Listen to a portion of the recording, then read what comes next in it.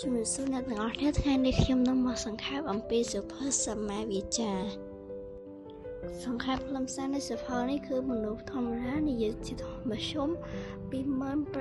ពាក្យក្នុងមួយថ្ងៃក្នុងរយៈពេល1ឆ្នាំប្រសិនបើយើងបំផ្លែពាក្យនោះទៅជាសៀវភៅវិញយើងនឹងបានសៀវភៅប្រមាណ105ក្បាលដែលមួយក្បាលមាន500ទំព័រហើយក្នុងមួយទំព័រមាន200ពាក្យពាក្យសម្ដីនិងភាសាគឺជាមធ្យោបាយដ៏មាន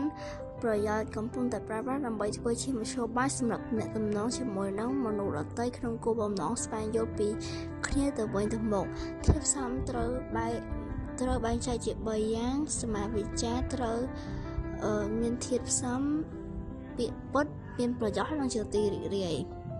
ពាក្យពិតដែលយើងនិយាយមិនអាចត្រឡប់ហើយវាក៏អាចប៉ះពាល់ដល់គុណតម្លៃរបស់អ្នកនិយាយ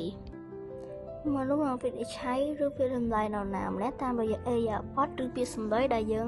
និយាយនេះឯងសមនឹងដូចពាក្យខ្មែរដែលគេនិយាយថាសំដីសជាតិនិយាយសពូជពាក្យសម្ដីបែងចែកជា3គឺសម្ដីផ្អែមមួយទឹកខ្មុំសម្ដីក្រអូបឬផ្កាសម្ដីស្អុយឬលីមួក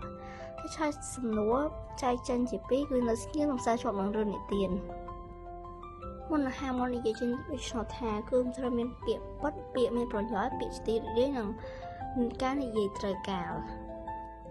ពាក្យសម្ដីត្រូវបានចែកជា2ក្រុមគឺមច្ឆវាចានិងសមាវាចាមច្ឆវាចាមានដូចជាពាក្យកុហកពាក្យនិយាយញុះញង់និយាយពាក្យត្រកួលបោះបោកនិយាយរយរាយអត់ប្រយោជន៍សមាវាចាមានដូចជាមានប្រយោជន៍ពាក្យជាទីរីករាយនិងពាក្យពិតសូមអរគុណសម្រាប់ការទស្សនាវីដេអូនេះ